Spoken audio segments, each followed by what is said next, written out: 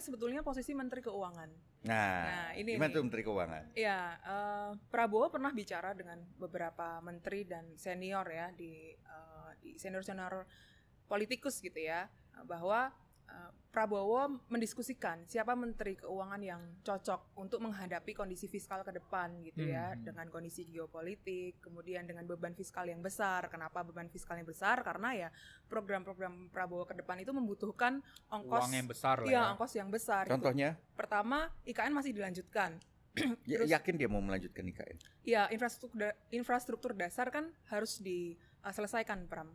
Gitu ya. Kemudian ada juga makan siang gratis. Oh iya, gitu yang dananya sampai 500 triliun itu. Ya, hampir setara dengan pembangunan IKN kan, bahkan melebihi gitu, dan akan diselesaikan secara bertahap itu kan. Nah, melihat postur APBN yang nanti akan sangat besar pada program-program prioritas itu, maka udah diskusilah Prabowo dengan beberapa orang siapa yang cocok untuk menempati posisi Menkeu ini yang secara fiskal memang kuat gitu lah ya, secara pemikiran fiskalnya memang kuat gitu. Spill dong namanya.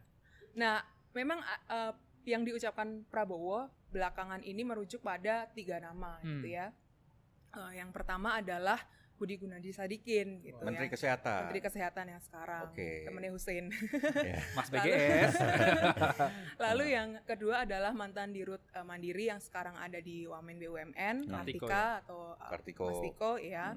Kemudian ada juga Bambang Brojo gitu Bambang Brojonegoro. Ya, dulu dia pernah menjabat Menteri Keuangan juga kan pada awal pemerintahan Jokowi. Ya. Okay. Nah, kemudian ada rekomendasi sebetulnya dari beberapa senior Prabowo gitu ya.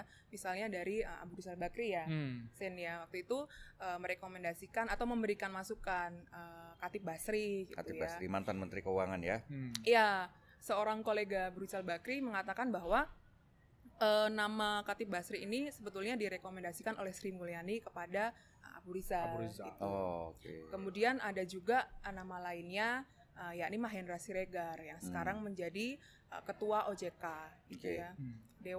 Ketua Dewan Komisioner OJK. Oke, artinya sudah bisa dipastikan bahwa Sri Mulyani Indrawati akan pensiun atau terdepak dari kabinet berikutnya atau malah nggak mau?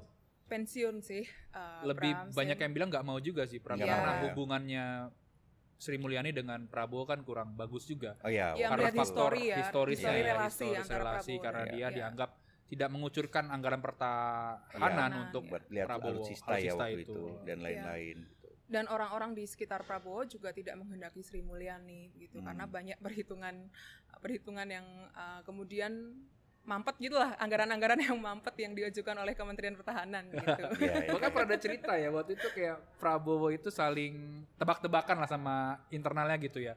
Ada rapat anggaran di Kemenhan, mereka tebak-tebakan nih Pram, datang nggak nih Ibu Sri Mulyani begitu. Datang dalam sebuah rapat maksudnya. Sebuah rapat begitu, tapi akhirnya dia hanya mengutus Dirjen Anggaran kalau informasinya. Wah, nggak datang kan bilang gitu. Dan Prabowo sempat bertanya ya, menterinya mana nih? Menterinya mana? Itu saking dekatnya lah hubungan gitu. Head and love relationship. Head love relationship. Tapi ngomong-ngomong tadi Cica menyinggung Abu Rizal Bakri ya. Ini Abu Rizal bargainingnya naik lagi nih Pram. Oke. Karena kan Ical ini sama Prabowo ini kan sudah kenal lama ya, bahkan sebelumnya. Karena sama-sama pengusaha gitu kan. Ahmad Bakri dibantu oleh ayahnya Prabowo waktu itu di awal-awal. Lalu yang kedua juga mereka sama-sama berbisnis dan lain-lain. Dan di 2014 Abu Rizal itu kan mendukung Prabowo ya. Prabowo Hatta, Golkar mendukung, meskipun waktu itu Abu Rizal ingin jadi cawapres tapi menyerahkan posisi cawapresnya kepada Hatta Rajasa begitu. Nah sekarang kartunya Abu Rizal ini banyak orang-orang Golkar cerita hidup kembali begitu. Jadi ada pintu-pintu lainnya untuk menitipkan nama-nama calon menteri itu lewat Abu Rizal Bakri begitu Pak. Oke, mari kita berhitung.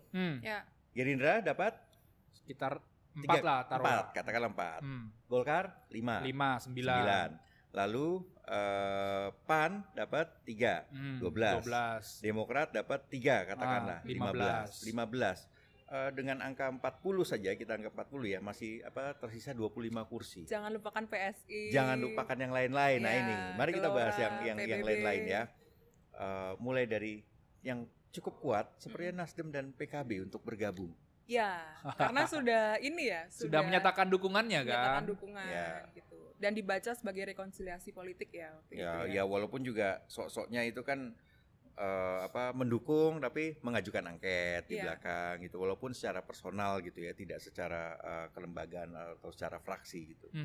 Oke. Gimana komposisinya? Iya, sebenarnya yang menarik memang PKB sama Nasdem, karena PKB sama Nasdem ini sudah disiapkan 2 posisi menteri. Oke. Ya, masing-masing 2-2. Iya, walaupun kementerian apanya belum dibahas juga ya, tapi masing-masing mendapatkan 2. Nah, ada satu pertemuan Surya Paloh dan Prabowo di Kertanegara waktu beberapa hari yang lalu ya, setelah MK. Itu kunjungan balasannya ketika Prabowo ke Nasdem Tower. Gitu. Nah, Prabowo itu menurut orang yang ada di situ, Prabowo bertanya kepada Surya Paloh gitu, kok sampai hari ini gitu ya Nasdem tidak mengajukan jumlah kursi menteri gitu. Lalu Surya Paloh menjawab, mendukung itu kan bukan berarti berada di dalam pemerintahan gitu. Jadi memang kalau gue ngobrol-ngobrol dengan beberapa orang Nasdem ya, Pram, Sen, mereka memang belum menginginkan untuk atau belum punya ketetapan hati untuk masuk ke pemerintahannya Prabowo. Apa penyebabnya? Ya, karena pemerintahan Prabowo ini kan dimulainya masih sampai Oktober. Iya. Mereka masih melihat dinamika sampai Oktober ini seperti apa, dan dinamika ke depan dengan pemerintahan Prabowo dan Gibran ini seperti apa. Oke. Ya. Ada nggak faktor lain yang membuat Nasdem ini sebenarnya masih mikir-mikir untuk bergabung, misalnya katakanlah faktor Jokowi, yang di situ ada anaknya. Nah, ya itu juga menarik karena selama 5 tahun terakhir di pemerintahan keduanya Jokowi, Nasdem itu menjadi partai pendukung pemerintah yang rasanya lebih oposisi daripada oposisi. Gitu ya. Sering mengkritik. Betul. Ya. Ini perasaan dari Surya Paloh atau diungkapkan Surya Paloh atau bagaimana? Ya, ini menjadi diskusi di internal Nasdem yang kita dengar ya Sen ya. Gitu. Jadi memang di 2 tahun terakhir setelah Surya Paloh mendukung atau Nasdem lah ya mengusung Anies, itu kemudian ada berbagai badai lah di Nasdem ya, termasuk bisnis gitu, lalu banyak hal lah gitu ya. Dan bahkan diperlakukannya lebih buruk ya daripada oposisi itu sendiri ya kalau kita lihat ya. Bisnis diporak-porandakan, upaya untuk menjegal Anies. Betul. Cek aja edisi Bocor Halus sebelum-sebelumnya gitu, di situ sudah ada semua. Ya. Dan 2 tahun ini menjadi pelajaran berharga bagi Nasdem yang tidak pernah menjadi partai oposisi untuk latihan menjadi oposisi. Kan baru latihan, Pram. Latihan 2 tahun kemarin ya. Iya, dan ada semacam pemikiran bahwa kalau nanti Nasdem menjadi oposisi ini menurut Nasdem ya, ini tidak berarti terus kemudian tidak komunikasi sama sekali dengan pemerintahan yang berkuasa ke depan gitu. Tapi semacam check and balances gitu. Jadi Nasdem akan memberikan supervisi nih pada pemerintah gitu. Dan oposisi yang betul-betul oposisi yang akan dilakukan jika mereka benar-benar di luar pemerintahan nanti adalah menjadi oposisi yang kuat, yang nggak setengah-setengah, yang nggak nanggung gitu. Nah, masalahnya adalah bisnisnya kuat nggak nih kalau menjadi oposisi? Iya, tapi melihat Surya Paloh ya dan gennya kan gen Golkar gitu ya, Pram ya. Betul. Tapi rasa-rasanya tuh akan sangat kecil lah kemungkinan dia menjadi oposisi kan. Betul. Kan ya karena tadi Cica bilang bisnis segala macam. Ini gue juga dapat cerita ya. Mungkin saja nanti dapat 2 menteri, tapi bukan kader partai Nasdem, Pram. Jadi ada pengusaha mana gitu di-endorse oleh Nasdem. Ini juga disampaikan oleh beberapa politikus di sekitar Nasdem itu, bahwa nanti jikalau Prabowo memberikan 2 jatah menteri untuk Nasdem akan mengendorse 2 profesional. Jadi tidak langsung Nasdem. Begitu juga dengan PKB. Oke. Kenapa? Tapi pertanyaan gue belum dijawab. Ya. Ada faktor Jokowi gak? Ada faktor Gibran atau gak? Ada. Tentu ada. Jadi ada. Siapa jawab deh? Husen aja. Kan bebannya di kalian bukan? Dasar moderator. Jadi gini. Jadi Surya Paloh tuh firm dukung Prabowo. Tapi tidak firm dukung Gibran. Begitu saja Pram jawabannya. Karena memang ya tadi Pram bilang juga bahwa hubungan dengan Jokowi kan on off gitu kayak saklar lampu kan. Oke. Dan mungkin nggak ya mereka juga berpikir gitu bahwa katakanlah Prabowo dan Gibran jadi dilantik